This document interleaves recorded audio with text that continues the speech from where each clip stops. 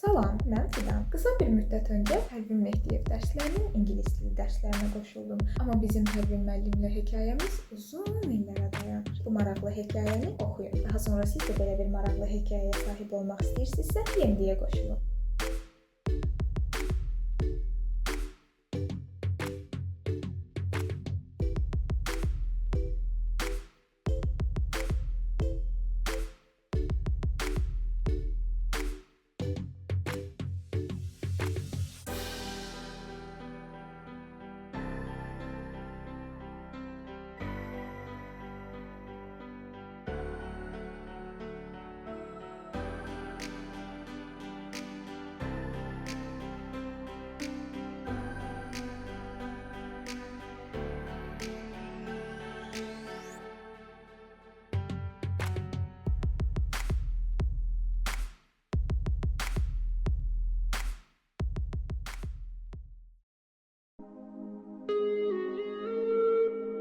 Amma Pərvin müəllim ilə bizim hekayəmiz uzun illərə dayanır.